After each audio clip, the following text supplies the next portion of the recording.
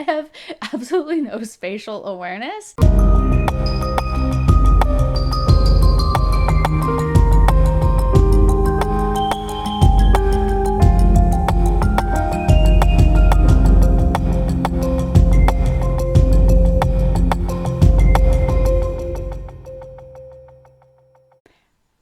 Hello, welcome to Sound and Fury Book Reviews. As usual, I am Tina. Today I am doing a single book review of Jade Fall by Kevin Carlson. This is a sci-fi, it's post-apocalyptic, horror action as well. It's kind of a nice blend of genres. It came out in 2020 and it is a self-published title. I must say I really like this cover. It's so interesting and it's a very nice kind of piece of art. I really like it actually. I think it's a really well done cover. So Jade Fall is a quick-paced action-adventure that takes place over a few hours, I think about half a day. It's a fun and fast blend of genres, as I said, and it's going to keep you very entertained. So what's it about? Lauren and her friends visit an amusement park, Hydro World, located in the Mojave Desert on its opening day. The park is advanced beyond anything Lauren could have imagined, state-of-the-art in technology that allowed its builders to create whole enclosed ecosystems, mimicking a natural world lost to environmental decay.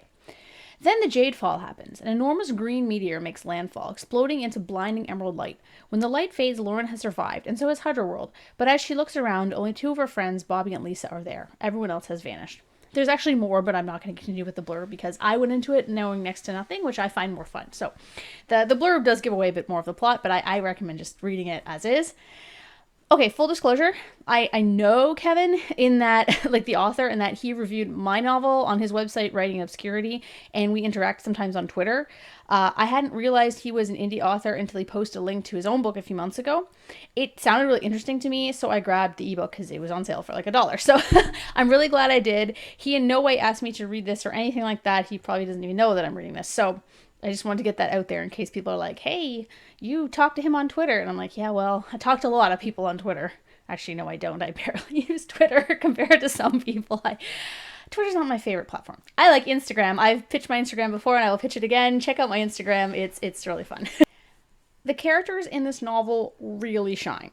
So Lauren, the main character, is young. She's barely an adult. I think she's just turned 18, but she is a mature young woman, but not overly so.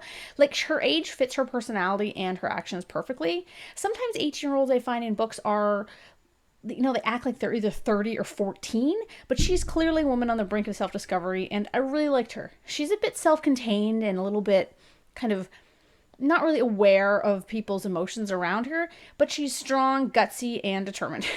I really liked her. I said this before, but I really liked her. She has a love interest, but he's not the force driving her, as is often the case with women this age, so that was really nice. And the other side characters are memorable and well characterized. The good side characters are likable and you understand their actions, and the few bad characters are just unlikable enough you can understand why the other characters don't like them, but also why the good characters also don't actively try to lose or hurt them in their escape from Hydro World.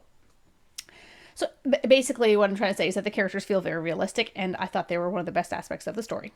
One of the things I also really liked was how the Jade Fall isn't really explained. We are left to our own extrapolations as to what the fall did or didn't do.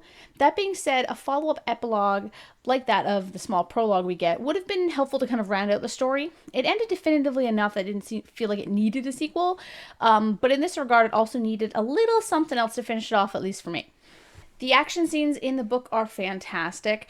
Carlson has a great grasp of pacing during fights, and I could clearly envision what was going on. The story progresses at a logical pace, and as more and more fantastical elements arrive, the tension grew as it should. The final battle is really cool and very, very fun. I very much enjoyed the last few scenes. The setting, while I love that all took place in Hydro World, I like kind of self-contained stories like that, kind of like Jurassic Park, it needed a map.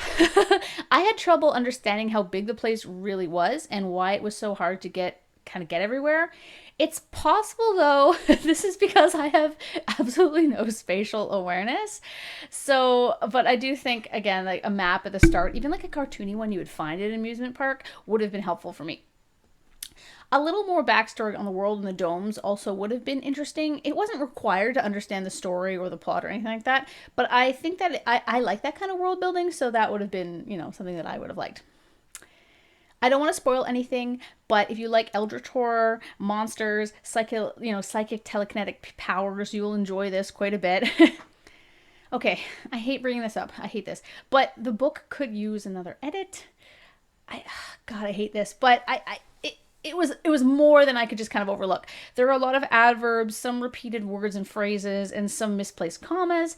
It didn't take away from my enjoyment of the book as a whole, but as an editor, I found these things distracting because I noticed them. The prose also could have been tightened in some areas as well. You know, some people won't notice or care about this. It didn't take away from the story. It's clearly a well developed and planned out story. It's just the little kind of technical details could have used a little bit of work.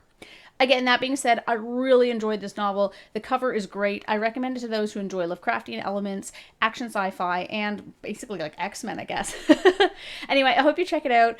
And Kevin, if you watch this, great book. I really liked it.